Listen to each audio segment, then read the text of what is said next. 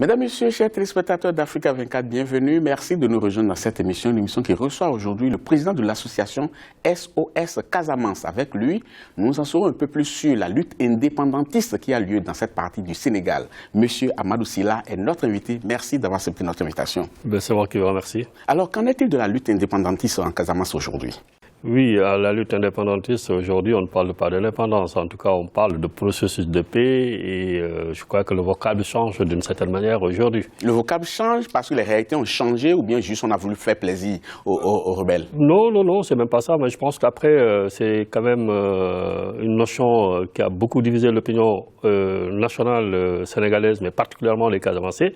Et donc, du coup, je pense qu'aujourd'hui, il y a des gens qui s'accrochent effectivement à cette notion indépendantiste pour des raisons bien claires. C'est-à-dire, c'est des gens qui veulent aller en négociation, mais qui veulent effectivement partir avec un principe. Ce principe, en tout cas, de revendiquer l'indépendance et puis évoluer certainement vers d'autres considérations, en tout cas, beaucoup plus justes. Voilà. Alors, c'est quoi le nœud du problème aujourd'hui? Alors, le nœud du problème, c'est que c'est une question qui s'est posée, ça n'a jamais été traité dans le fond. Ça a été toujours traité d'une certaine manière, donc par une certaine violence, par une certaine violation des droits, donc manque d'écoute, par une certaine appropriation de la question par une élite politique, par une élite militaire. Mais on est parti d'où? Tout est parti de quoi? Alors, tout est parti d'une manifestation, en tout cas pacifique, et qui a dégénéré par, n'est-ce pas, dans la violence, parce qu'une manifestation pacifique pour revendiquer, pour exprimer une opinion politique, et qui a été sauvagement réprimé à l'époque. Et donc, ça a créé un sentiment de révolte au niveau des populations et de peur. Et donc, du coup, tout est parti de là et progressivement a été constitué ce qu'on appelle le maquis. Donc, cette branche armée du mouvement des forces démocratiques de la Casamance et puis qui s'est réfugiée dans la forêt. Donc, si je comprends bien, les meneurs se disent, si on ne peut pas se faire entendre pour qu'on pense à nous, il vaut mieux se séparer du Sénégal, c'est ça? Oui, en fait, ce sentiment de non-appartenance à l'espace national sénégalais est dû tout simplement par le fait que la Casamance est une région qui est coupée en deux par un pays qui s'appelle la Gambie.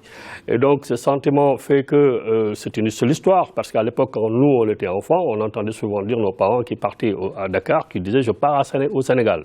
Donc, ça veut dire que déjà, dans la conception que ces gens avaient, c'était quand même deux entités différentes. Donc, géographiquement, déjà, voilà, tout à fait. Cela se prête un peu. Voilà, cela se prête un peu, et puis à cela s'est ajouté effectivement la mauvaise politique, hein, en tout cas qui n'a pas beaucoup favorisé effectivement cette intégration territoriale, et qui, à un moment donné, effectivement, avec aussi la politique d'injustice qui a été effectivement appliquée par certains gouverneurs à l'époque. Alors, la revendication au départ? La revendication au départ, c'était en tout cas des litiges fonciers, déjà. Parce que beaucoup de gens se sentaient effectivement, comment dirais-je, dépossédés de leurs terres. Il n'y avait pas de solution par rapport à toutes ces plaintes qui ont été formulées, parce que je me rappelle un peu des sorties de l'abbé Diamecoune Senghor, qui était le père, en tout cas le père spirituel de ce mouvement indépendantiste, qui disait effectivement qu'il y avait une injustice qui s'appliquait, qui était appliquée en tout cas à l'endroit des Casamancés et qui demandait effectivement des réparations. Donc, de ces frustrations, parce que tout simplement les gens sont vus, comment dirais-je, dépossédés de leurs terres, avec une pratique un peu du genre qui donne le sentiment d'une colonisation wolof dans cette partie-là, et à un moment donné qui n'a pas pu effectivement contenir et ça a dégénéré. Mais vous, au niveau de l'association SOS Casamance, est-ce que vous reconnaissez le bien fondé de ce combat? Alors, vous savez, le bien fondé de ce combat, je pense que moi je me sens foncièrement sénégalais. Ça, je le dis, je suis attaché effectivement aux valeurs de la République sénégalaise et les membres de l'association que je dirige également le sont. Oui, mais donc, c'est juste là, ça ne veut pas dire grand-chose. Oui, être attaché au Sénégal, bon, oui, tout le monde est attaché à son pays.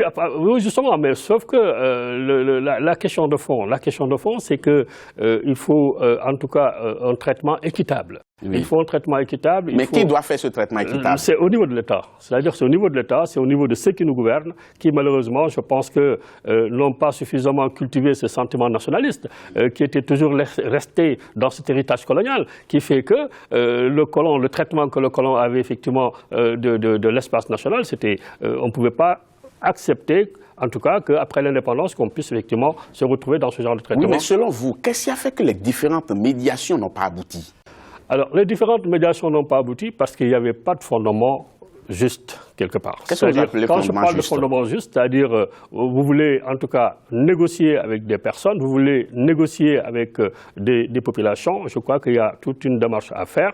Malheureusement, ça a été une affaire politico-militaire. C'était ça, en fait, le fond du problème. Donc, au lieu de dialogue, le pouvoir central oppose quand même la gâchette. Oui, il y avait ça, et puis il y avait le système, il y avait aussi ce système, c'est-à-dire cette pratique de la corruption qui a beaucoup pollué, effectivement, le processus de négociation et qui, à un moment donné, effectivement, n'arrangeait rien du tout. Mais comment se fait-il qu'il n'y a pas un seul interlocuteur au pouvoir central? Il y a plusieurs personnes qui se réclament leaders de ce mouvement, quand même. Mais ça, c'est la volonté de l'État du Sénégal. Parce que l'État du Sénégal n'a aucun intérêt, effectivement, que le mouvement-là s'unisse. Donc, il fallait diviser ce mouvement-là. Ça a été sa politique.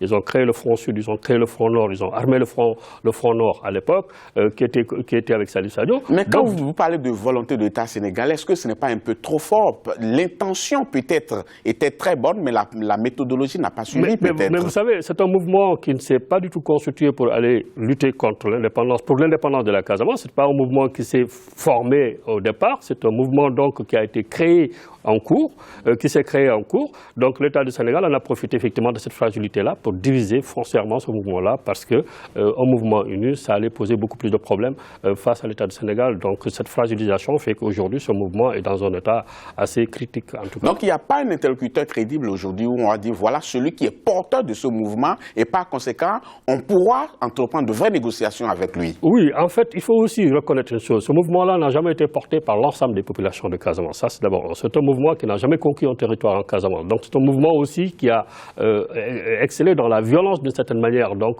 ce sentiment de méfiance des populations fait que ce mouvement se fragilise. Alors de ce point de vue, je crois que ce qui serait effectivement important et judicieux, c'est de permettre effectivement aux populations de s'exprimer, donner la parole au peuple, donner la parole aux habitants, aux populations, pour que ces populations-là puissent porter un certain nombre de revendications, un certain nombre en tout cas de préoccupations qui pourraient peut-être englober tout cela. Mais c'est une stratégie, c'est une approche. Je crois que cette approche-là n'a pas été expérimentée et malheureusement, on se retrouve dans une situation... Donc vous estimez qu'on ne donne pas suffisamment la parole aux populations? Le peuple n'est pas consulté dans cette affaire-là. C'est pour ça que nous, on a considéré qu'il fallait une conférence nationale sur la question. Malheureusement, ça n'a jamais été entendu. Et on continuera, mais il va falloir, à un moment donné, donner la parole au peuple. Mais aujourd'hui, à qui profite le bras de fer? Aujourd'hui, le bras de fer ne profite que, effectivement, ceux qui ont un certain nombre d'intérêts dans ce conflit-là. Quand on regarde bien, il y a aujourd'hui le trafic de bois, il y a, comment dirais-je, les forces de sécurité qui sont là-bas, qui coûtent quand même de l'argent à l'État du Sénégal, au contribuable sénégalais.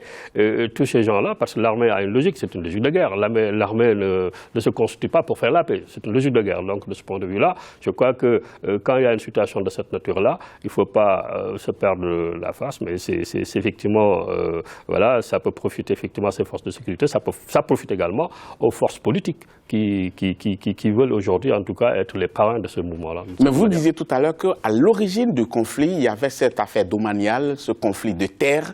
Alors qu'est-ce que c'est devenu cette vieille revendication?